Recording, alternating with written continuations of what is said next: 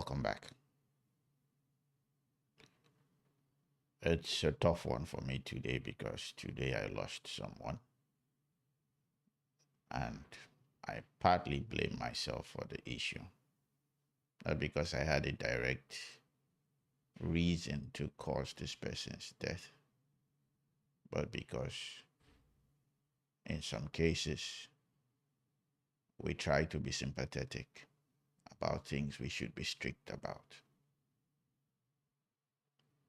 In some cases, we need to love people, but love does not always come in the way we as humans should perceive it as kind. Sometimes loving someone might seem as if you hate them. When you have someone who is, for example, doing something that is dangerous to their health, loving them in that instant is depriving them of the resources or the opportunity to get that harm that they so crave. Loving a relative or a friend that is not productive and is not doing well for his family, is not giving them shelter when you need them to be exposed to the elements. Loving them in that case requires you to see them suffer. This is not a new thing for me that I would say I'm not used to, but allowing people to suffer is kind of common for me. It's not hard for me. But for this one case, I let it go. I kind of thought maybe my own is too much. Maybe I am overreacting. Maybe I need to show more grace in this instance. But the truth was, I showed too much grace. I should have been stricter. I should have been more loving. And loving in this instance doesn't mean that I should have given more grace, more freebie, more accommodation, more safe haven. Loving in this instant required me to let that person be exposed to the elements. And because of this, I've lost someone.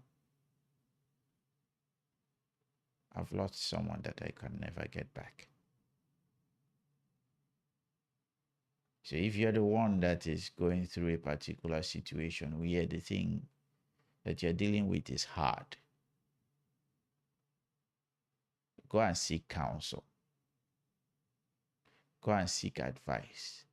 And do not frustrate the hands of the people that are trying to help you, because they trying to help you is them not trying to help themselves, meaning they are losing something. And if you're the one that is providing a safe haven for someone else so that they can get back on their feet and be responsible for their lives, their family, their community, truly ask yourself this question: am I preventing them from learning a lesson that they ought to learn? And if that's the case, do not give them that grace. Loving them in this instance is to let them suffer. So let them suffer. If you don't let them suffer, another person will. They might be even the ones to suffer in the future. You just don't know. When I misbehaved as a child, my dad let me suffer. And growing up is understanding that the suffering that I was suffering, he was suffering twice as much. It's not just him suffering, or rather, it's not just me suffering. He was also suffering. So it takes more courage to let people suffer. And it's cowardice to try to excuse when people are supposed to suffer and you don't let them suffer. And I will say I was a coward in this particular instance. Even though my track record has been good for other things, this particular case, I was a coward. And I will never let it repeat itself anymore. Never. So please, you know that person in your life that you are harboring. You know that person in your life that needs grace. Give those ones grace. But you know this other person that you know if they do not experience the element, they will never improve. Please stop harboring them. Help them where you can, but do not shield them from the elements. Do not shield them from the elements. It's painful. I can't reveal details because it's private. So should you also not reveal details in the comment section of your own situation.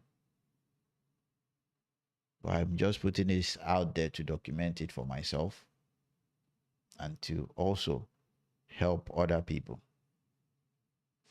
So that when I am facing these particular issues again, I have a video to reference. And this is Amanze scolding Amanze. You're not evil for letting people be exposed to the consequences of their actions.